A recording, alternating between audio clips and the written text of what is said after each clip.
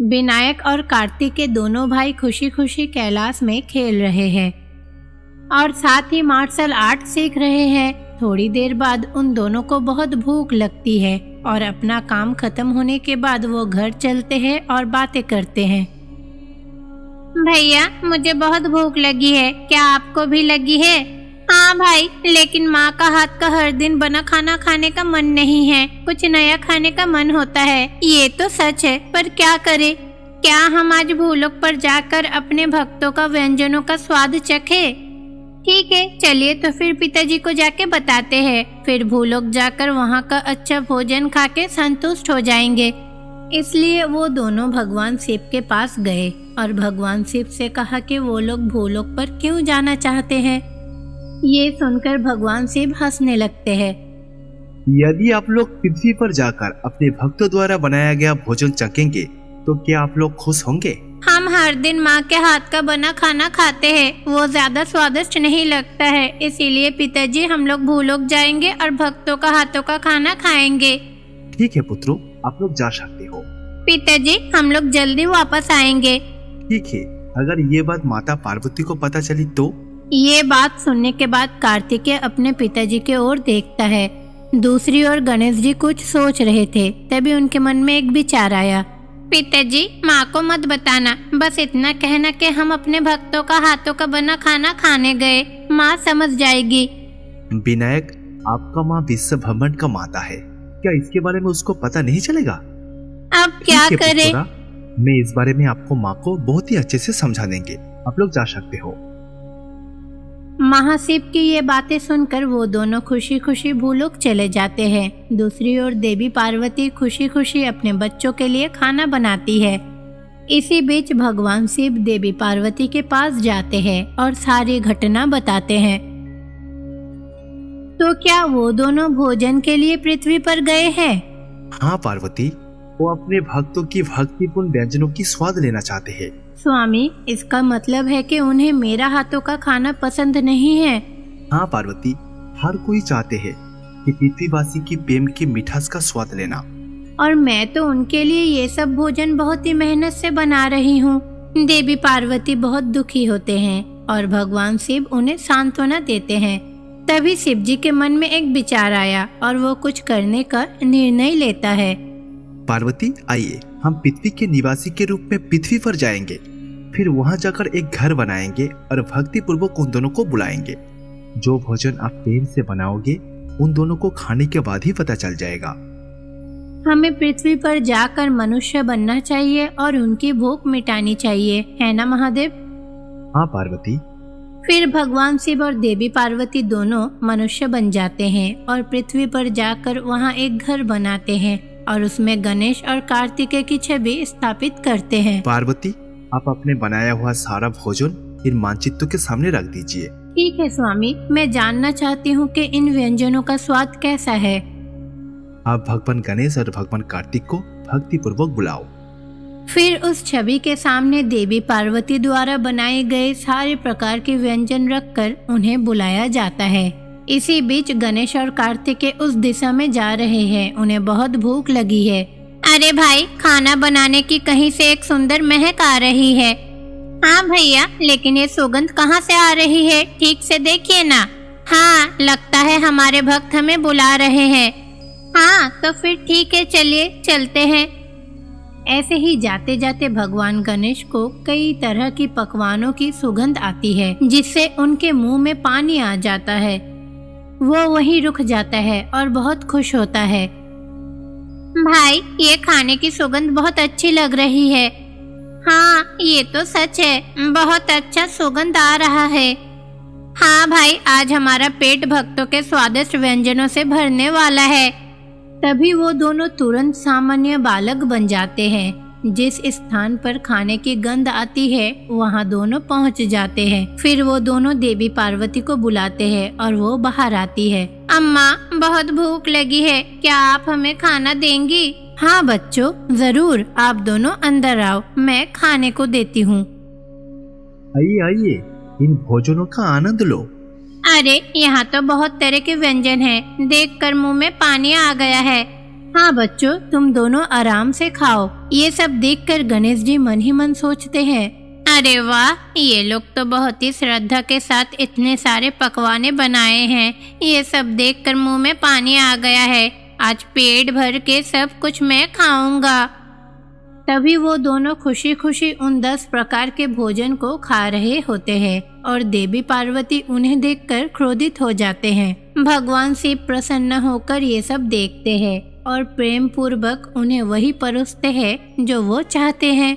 तभी कार्तिक मन ही मन सोचा, भैया सही कह रहे हैं, ये खाना बहुत ही नया है और खाने में भी अच्छा है। ये देखने में घर के खाने जैसा नहीं लगता, बल्कि भक्तों के बनाए खाने का स्वाद इन व्यंजनों में मौजूद होता है। इसी तरह दोनों भाई जी भर कर सारे व्यंजन खाते हैं। खाना खत्म करने के बाद दोनों हाथ धोते हैं। उन्हें देखकर देवी पार्वती और भगवान शिव बहुत प्रसन्न होते हैं।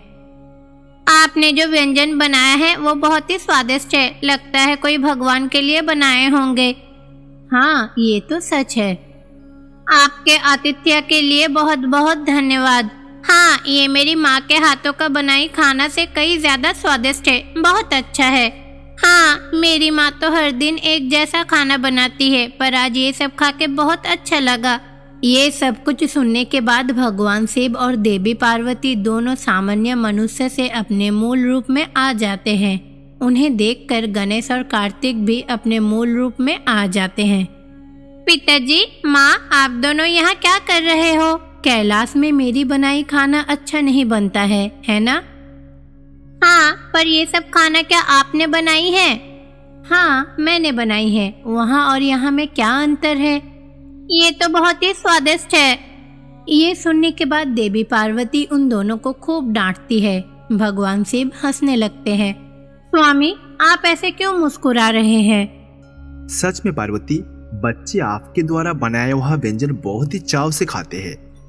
स्वामी, कैलाश में मेरे द्वारा बनाए गए व्यंजनों और यहाँ परोसे गए व्यंजनों में क्या अंतर है? पार्वती, उन व्यंजनों के स्वाद से आपके प्रेम में कोई फर्क नहीं पड़ता। ये उनका अपने भक्तों के प्रति प्रेम है।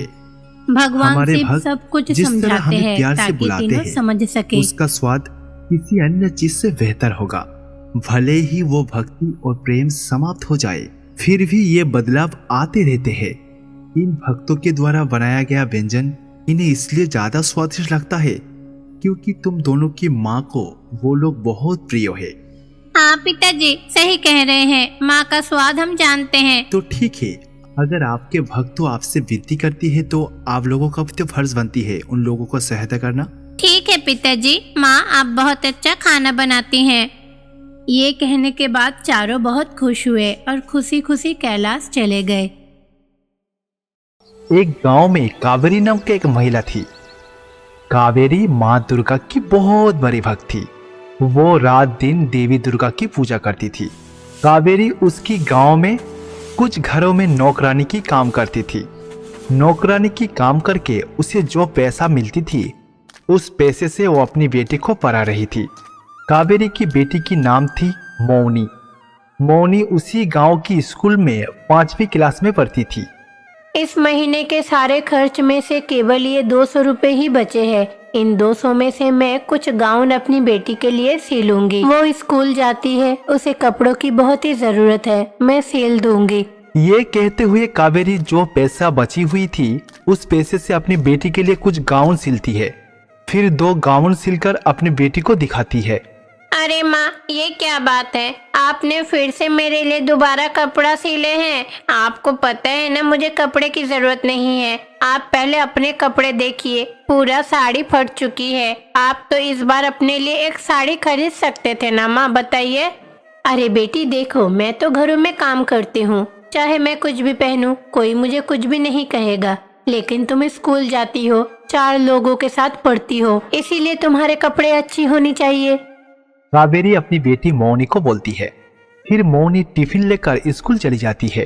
दूसरी ओर कावेरी काम करने के लिए गंगा के घर चली जाती है। गंगा बहुत ही धनवान एक महिला थी। कावेरी कई सालों से उसकी घर में काम कर रही थी। कावेरी गंगा के घर में जितने भी काम अच्छे से करे, फिर भी वो कुछ न कुछ कमी ढूंढते ही रहेगी। अरे ये क्या, कावेरी तो अभी तक काम पर नहीं आई है। हर दिन वो ऐसे ही देर करती है। जब गंगा इस तरह से सोच रही थी तभी कावेरी इसके घर में प्रवेश करती है और आते ही काम करना शुरू कर देती है।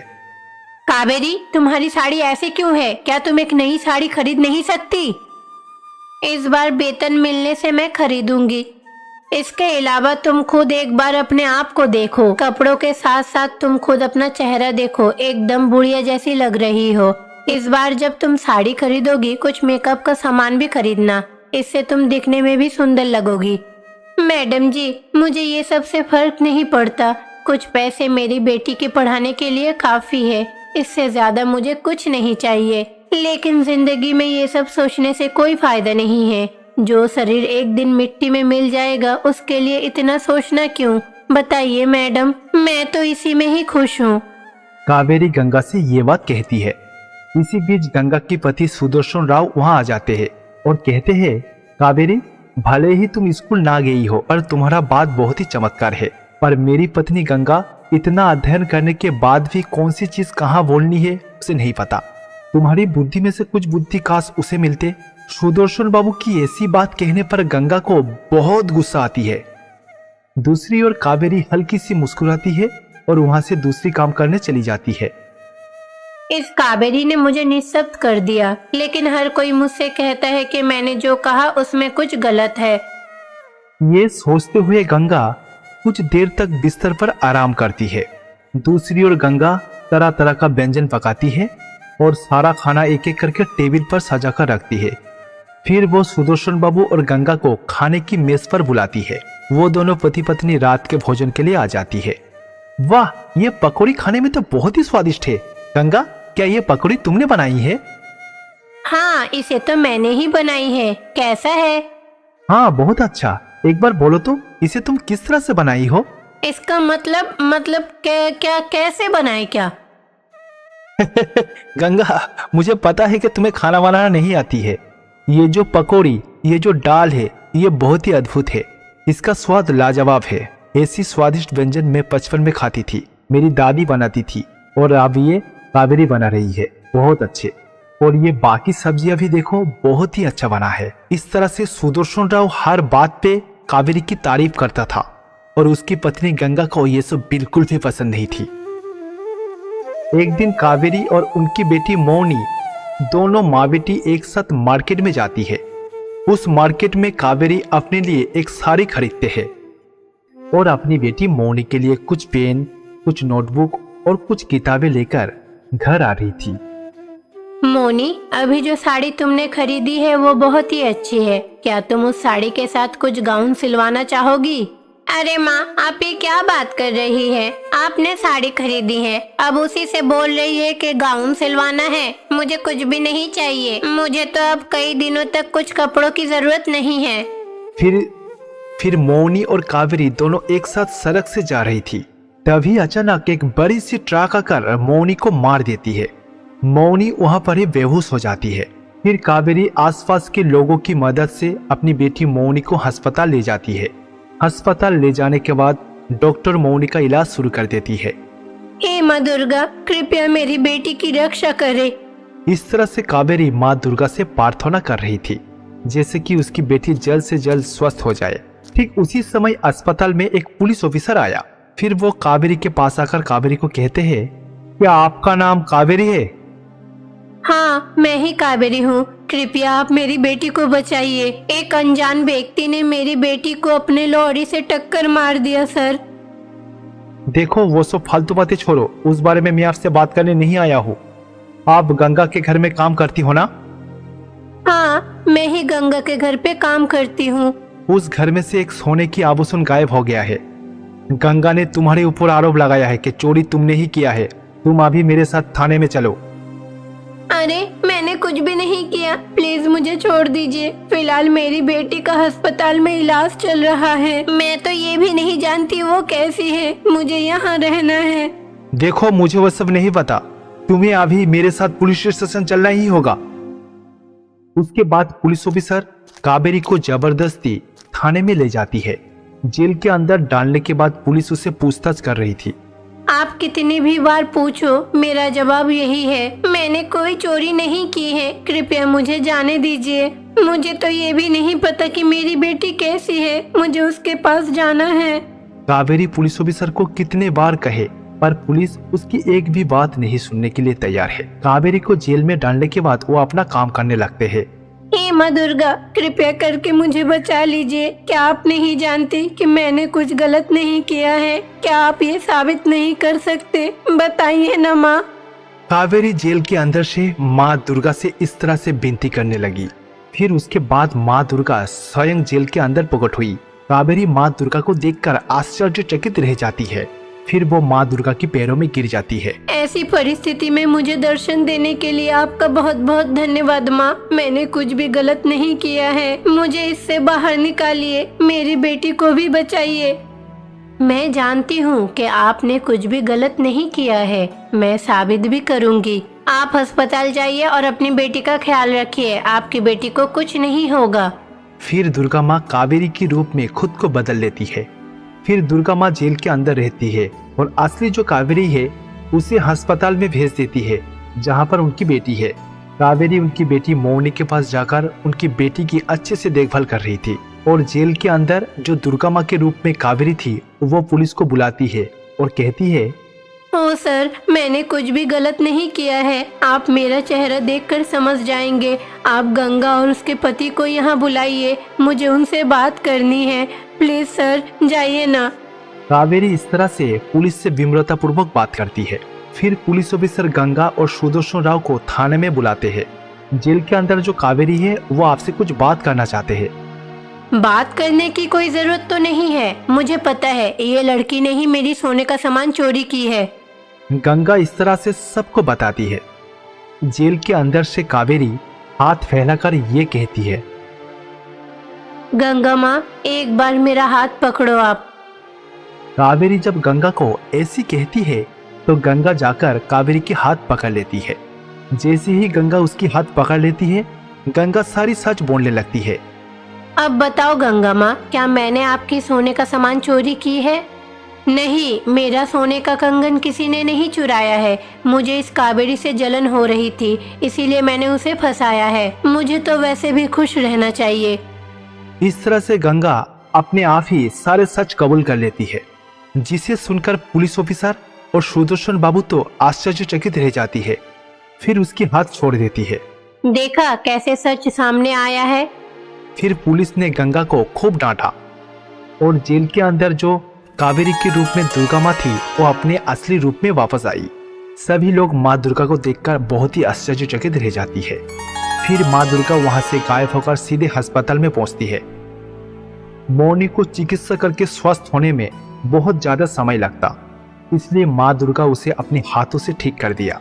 कावेरी और मौनी माँ दुर्गा को धन्यवाद देती है और दोनों को आशीर्वाद करके वहां से गायब हो जाती है।